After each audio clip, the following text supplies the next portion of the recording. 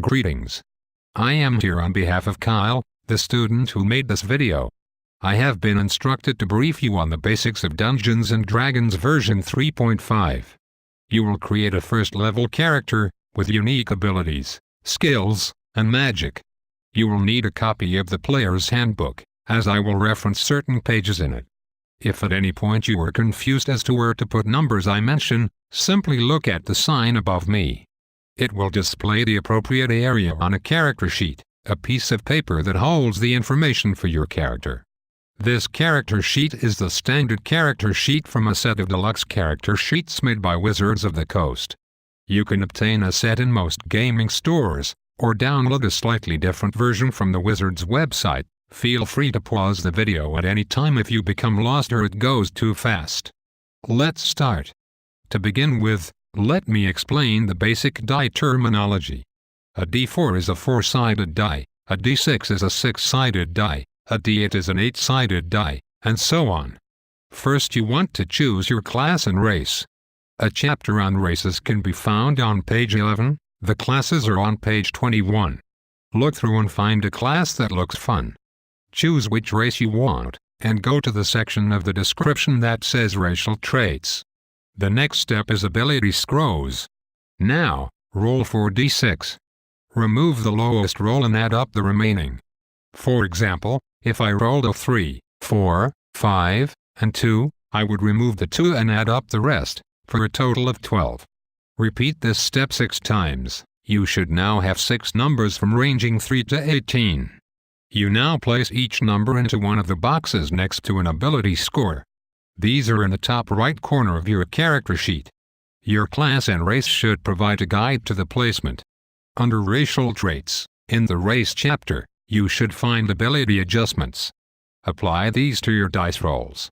For example, an elf has +2 dex, -2 con. You would add 2 to the number next to dex, and subtract 2 from the number next to con. Now you have your character's abilities, their flexibility, strength, and health.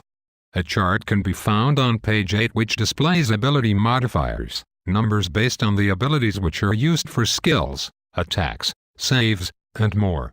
Generally the ability modifiers are the numbers that are actually used to calculate scores instead of the abilities.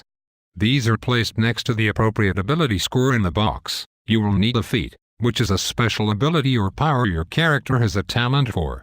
Also you will need equipment. In other words, weapons and armor. Recommendations can be found with your class. The starting package is an easy-to-use guide. You may simply copy that, or customize your character further. Descriptions and lists of equipment can be found starting on page 117, feats are from page 89 to 102. Purchase roughly 100 gold pieces of items.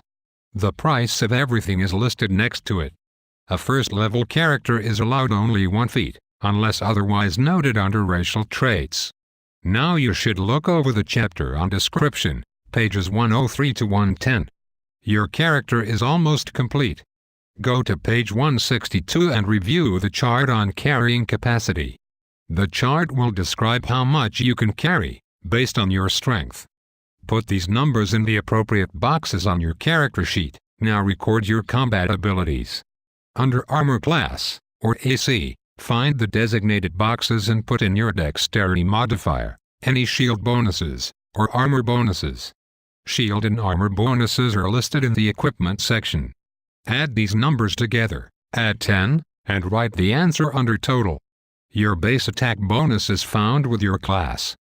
Copy that to the corresponding box on your character sheet.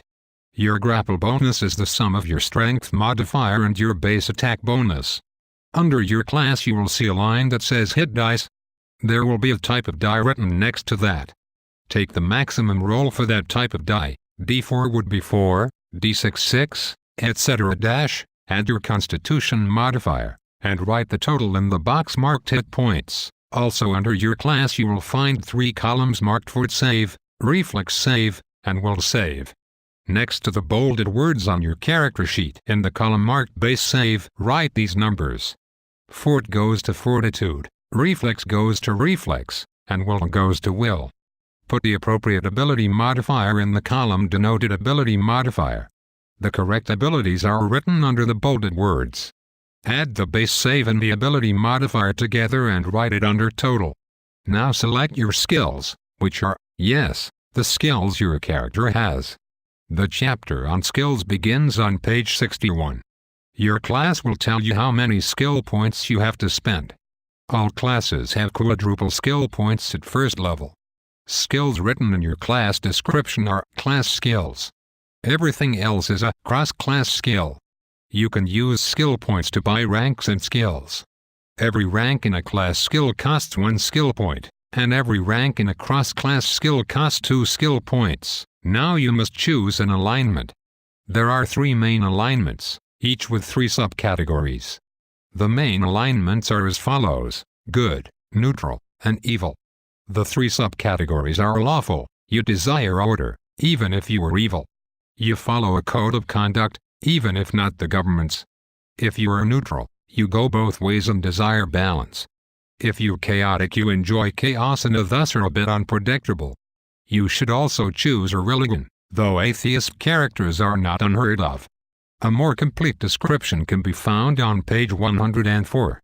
You should also determine height and weight. Size will be mentioned under your racial description. As soon as you name your character, you are done.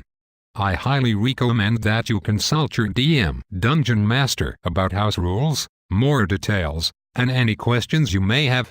Thank you for listening.